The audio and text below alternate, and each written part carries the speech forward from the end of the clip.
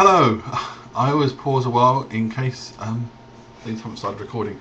I wasn't intending to do a broadcast today, but I've had the opportunity, so I'm going to. And then I have to go to work. I'm going to read 4 poems. I'm going to start with one called Dance Floor Slaughter. Pop commando, disco queen, dance floor slaughter is her scene. Hacksaw quicksteps, tango fight, piling bodies up tonight. Death stilettos, glitter ball, time to dance or not at all. Strike out deadly, cut 'em dead, bloodshed, cut 'em down, bloodshed all across the town. Whiplash lovin', fevered brow, nightclub rampage burning now. Hang the DJ, hear them chant, she cannot kill to page and plant. Pop commando, disco queen, dance floor slaughter is her scene. Crimson colours, dance floors red, leaving footprints. So to bed. That was a bad start. I mucked it up. Dear oh dear. The next poem I'm going to read is from a book that I released at the beginning of the year called If Poems Were Pies. I did a gig in March, the 1st of March, and it was to celebrate the launch of this book. The poem I'm going to read is called Credit Crunch Boyband. Times are hard, the agent said. In this credit crunch seems pop is dead. Sales are down, business is ailing. Far too many bands, we're now downscaling.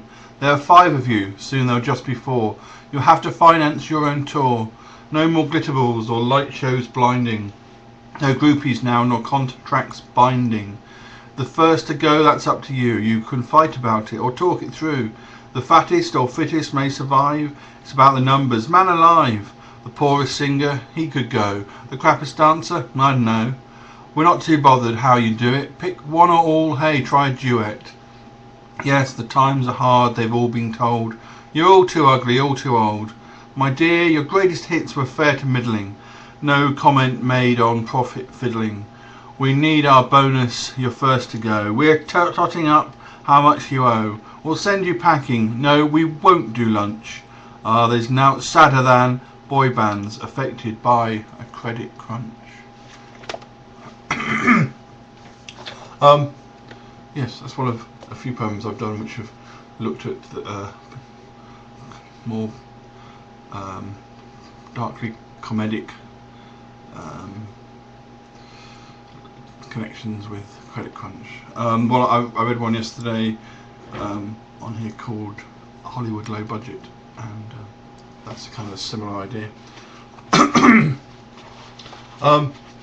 about Hollywood, the next poem is from CAVEMAN Logic, which is my new book, and this is what I've already published on the blog. It's called Out of Work Actors, and it's inspired by a few actors that I've met along the way. I used to act a lot myself, only amateur, but I did do a lot of it.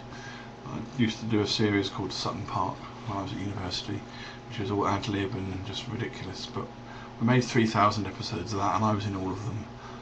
And well, so for most of the 1990s I was acting, but most of the actors that I worked with were really nice, and they were just friends, and it was all just fun. But along the way I did meet some semi-professional actors who weren't quite as humble as perhaps they should have been.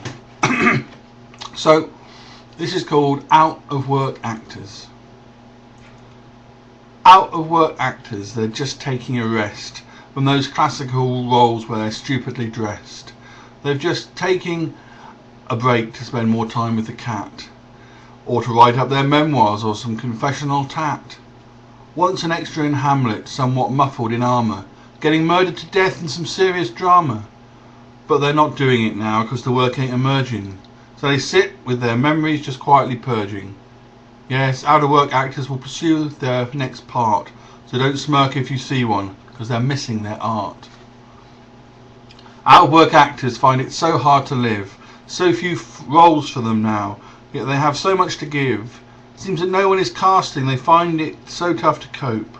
They would even consider a short stint in a soap, playing somebody's sister just returned from the dead, or some serial killer who's not right in the head, some poor market stall holder who's lost a deposit, or a rugged East Ender who's still in the closet. Or out of work actors get no chance to be choosy. They'd be proud to do panto down in Bude or in Pusey. Out of work actors, so many talents to list. They may appear quite upset, claim they're just acting pissed. When they chat to their agents, it can be quite exacting. When the press say they're fab, can't they see they are acting?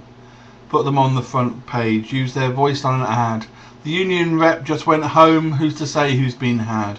Off to Edinburgh soon, just to set out the chairs, but it's still theatre work, there's no need to split hairs.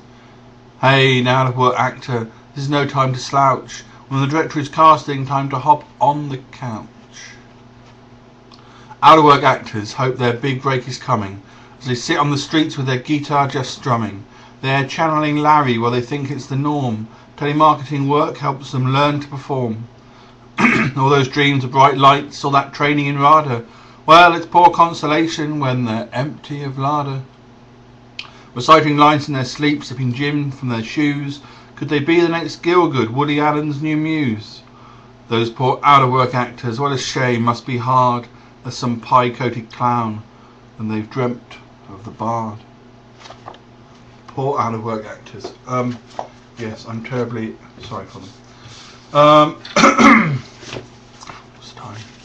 Right, well, I may be able to fit 2 more poems in. This is called Did KOJAK Use Curlers? Did KOJAK use curlers? Did he ever use a comb? Did little orphan Annie ever find that perfect home? Did Bart Simpson ever grow up? Was Gandalf really wise? How come no one ever saw through Superman's disguise?